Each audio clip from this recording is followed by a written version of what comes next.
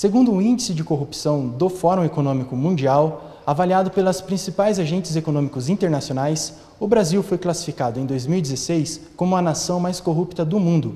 O país ficou apenas atrás do Chad, da Bolívia e da Venezuela, que lidera atualmente o ranking.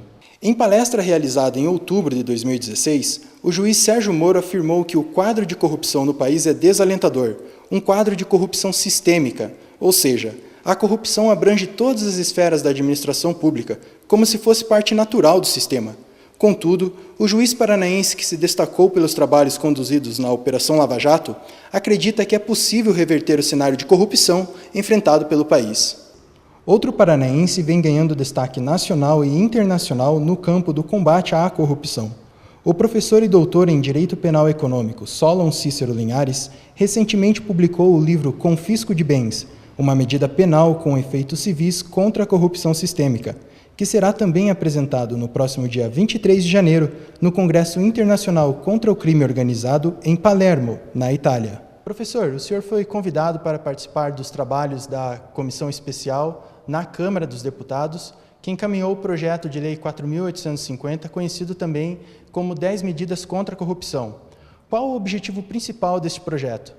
Eu fui convidado pela comissão, por indicação do Dr. Deltan Dallagnol, e lá estando, nós discutimos sobre essa 10ª medida contra a corrupção, sobre as 10 medidas contra a corrupção, especialmente a 10ª medida. E por que eu entendo que isso mudaria a percepção da prática de delitos econômicos?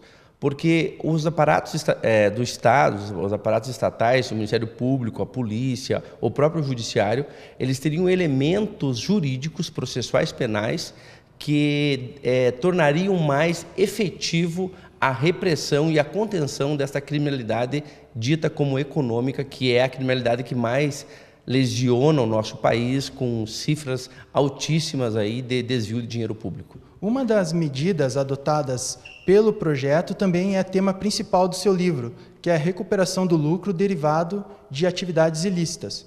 Quais seriam os principais efeitos, então, para a sociedade, caso essa medida seja aprovada? Caso essa medida seja aprovada, aí a gente está falando especificamente da 10ª medida, que é o confisco de bens, tratado na União Europeia como confisco ampliado ou confisco alargado de bens. Ela mudaria o senso comum do delinquente criminoso. Por quê? Porque não compensaria mais a prática do crime por parte dele. Hoje, para você ter uma ideia, João, uma coisa interessantíssima esse estudo. As pessoas são movidas por incentivos. Elas são movidas por incentivos positivos ou incentivos negativos. Se eu tenho um incentivo positivo, ou seja, se o crime compensa, eu vou acabar praticando o delito. Se eu tenho um incentivo negativo, ou seja, se aquele crime não vai me compensar, porque eu vou sofrer uma repressão do Estado, eu não vou praticar. E o que nós dispomos hoje de repressão para a prática do delito econômico, que é o delito que mais lesa os cofres públicos? O único aparato que nós dispomos efetivo é a pena privativa de liberdade. E aí, João, entra uma questão importantíssima. O sujeito que pratica um delito econômico, ele vai pegar aí, vamos imaginar, 9, 10 anos de reclusão, num exagero, sei lá, 15 anos. Esse sujeito, quando ele for condenado, e até agora, recentemente, até o ano passado, exigia-se o trânsito em julgado da sentença penal condenatória para que ele fosse preso, esse sujeito iria preso e iria cumprir a sua pena. Ele iria progredir com determinado cumprimento de pena, lá 2/3, 1/3, dependendo do quanto de pena, e ele iria estar em liberdade, podendo usufruir do dinheiro desviado. Então, nós não temos hoje no Brasil medidas de contenção patrimonial. Nós temos apenas a pena privativa de liberdade. E aqui tem um dado importante. De cada 100 pessoas que praticam delitos econômicos, até essa decisão do Supremo, 1%, ou seja, 99 pessoas não iam presas, 1% apenas ia presa. Por quê? Porque 99% das pessoas tinham condições de pagar escritórios de advocacia para que esses escritórios recorressem ao infinito e não transitassem em julgado a sentença penal condenatória. Não transitando em julgado, eles não iam presos. A exemplo, nós temos o senador Luiz Estevão, temos vários casos, mas o mais emblemático é o senador Luiz Estevão, que tinha 35 recursos pendentes no STJ e estava solto porque não transitou em julgado. Então, quer dizer, compensaria e muito o crime e ainda compensa o delito econômico, porque só a pena privativa de liberdade, por si só, ela não contém, ela não inibe a prática do crime pelo delinquente econômico. Professor, por que o senhor acredita que, então, o delinquente econômico deixaria, efetivamente, de praticar crimes de corrupção? Então, durante os meus estudos sobre o confisco de bens, eu utilizei uma metodologia que é uma metodologia muito abrangente e ela convence, de fato, ela demonstra e convence os resultados obtidos, que é a análise econômica do direito. Esta metodologia, ela vai te provar em que o sujeito, de fato, ele pode mudar o senso comum dele ou não, a depender da força normativa daquela legislação. Então, vou dar um exemplo. O que a análise econômica do direito diria, por exemplo, no caso de falar ao celular durante a condução de veículo automotor? Ela diria assim, olha, se você não mexer no bolso da pessoa, ela vai continuar falando. Então, se você impor infrações aí, com multas pesadas, como a gente vê hoje, as pessoas elas deixam de usar o telefone porque vai doer no bolso. Então, a análise econômica do direito vai dizer, é efetiva, tem uma efetividade essa norma do Código de Trânsito Nacional. Muito bem. Agora você aplica esse mesmo raciocínio para o processo penal, para os crimes de delinquência, que a gente chama de delitos de powerful, de grande poder. Como compensa aí muito, porque eu não tenho uma contenção, então o sujeito vai praticar os crimes a seu bel prazer e ele não vai ter nada que vai inibir ele. Então a análise econômica do direito vai dizer assim, olha, se você estiver uma medida de confisco de bens, que a pessoa perca os bens dela, frutos do crime, de fato perca esses bens, ela vai mudar o senso comum. Ela vai pensar, não compensa eu praticar delito econômico. Por quê? Porque eu vou perder os bens que eu estou ganhando com a corrupção. Professor, então uma última pergunta apenas para explicar para o pessoal que está em casa, que também faz parte do título do seu livro. O que seria então uma medida penal com efeitos civis contra a corrupção? Esse é o subtítulo do livro Confisco de Bens. Então veja lá, uma medida penal com efeitos civis contra a corrupção sistêmica. A corrupção sistêmica é aquela que faz parte do jogo, do balcão de negócios. Então, para você entender, a pessoa lança um edital com milhões para fazer uma obra, para fazer um determinado viaduto, só que faz parte do edital, nas entrelinhas, a corrupção. Ou seja, a pessoa só vai ganhar aquela licitação se ela pagar uma corrupção, uma propina para aquela obra que ela vai executar. Então, integra o balcão de negócios à corrupção. Aí a gente chama essa corrupção de sistêmica, porque ela integra o próprio sistema. E essa corrupção sistêmica ela é praticada por pessoas de alto poder, que têm alto poder. Então a gente chama de corrupção sistêmica praticada por crimes de powerful, e não os crimes de powerless, que é o crime de pouco poder. Os crimes de powerless nós dispomos de instrumentos processuais penais para a contenção. Por exemplo, a pena privativa de liberdade, o sequestro, a gente dispõe de instrumentos. Agora os de powerful, não. Então como que funcionaria o confisco, como que funcionaria a medida? Olha que interessante.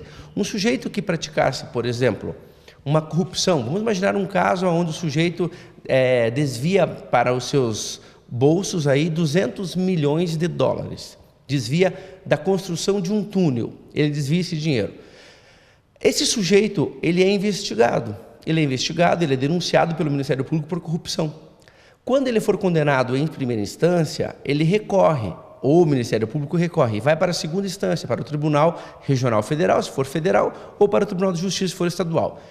O tribunal, ao manter a condenação pela corrupção, em segundo grau, abre-se para o Ministério Público a possibilidade de confiscar os bens do sujeito. Por isso que é uma medida penal, ou seja, o cara é condenado em segunda instância e neste momento que ele é condenado em segunda instância, funcionaria como um gatilho. O Ministério Público abriria o procedimento de confisco de bens. O que seria o procedimento de confisco de bens?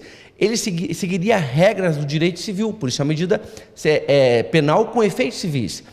E como que seria isso? O Ministério Público colocaria todos os bens deste sujeito e de interpostas pessoas que porventura ele tenha utilizado, alguns laranjas, algum genro que ele utilizou e tem prova disso, todos esses bens são colocados num inventário e colocados em presunção de ilicitude. Todos aqueles bens presumem-se ilícitos, presumem-se fruto daquela corrupção que o cara foi condenado em segunda instância. E aí abre-se para esse sujeito o contraditório e ampla defesa, para que esse sujeito venha no procedimento do confisco de bens e prove a origem lícita daquele patrimônio que ele dispõe.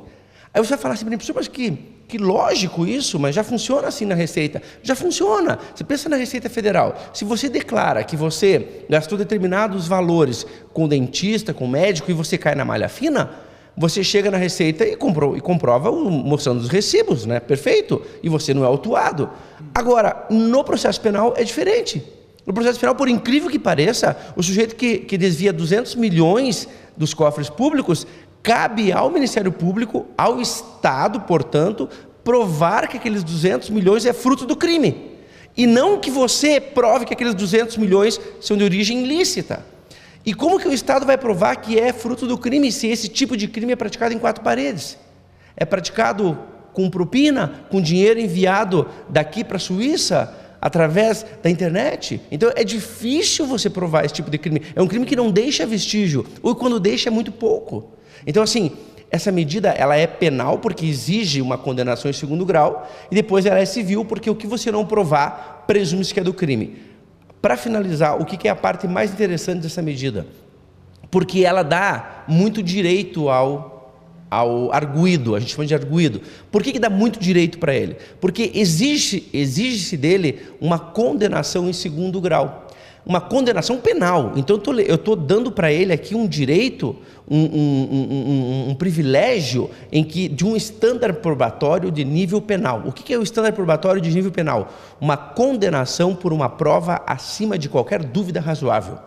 Qualquer dúvida razoável, se eu tiver uma prova acima de qualquer dúvida razoável, eu vou te condenar. Então eu exijo esse estándar, eu dou esse direito para ele de se submeter a esse estándar probatório penal. A hora que ele é condenado em segundo grau, abre-se o procedimento civil e ele é submetido ao estándar civil, não mais ao penal. E o que é o estándar civil? Prevalência das evidências. Ou seja, a evidência que prevalece aqui, senhor arguido, é que você que ganha 30 mil reais por mês tem um patrimônio, por exemplo, tem um apartamento avaliado em 10 milhões de euros em Mônaco. Como que o senhor tem esse apartamento em Mônaco? Venha para mim aqui, Estado, e prove a origem desse teu apartamento em Mônaco. Se você provar, muito que bem, é teu. Se você não provar, presume-se que é do crime. Por que presume-se? Porque o estándar probatório agora é prevalência das evidências, não é mais penal.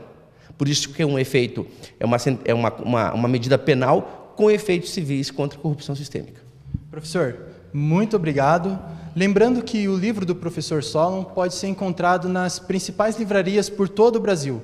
Atualmente, as 10 medidas contra a corrupção está para ser votada no Senado Federal. Resta agora saber como os nossos representantes irão se manifestar a respeito do tema.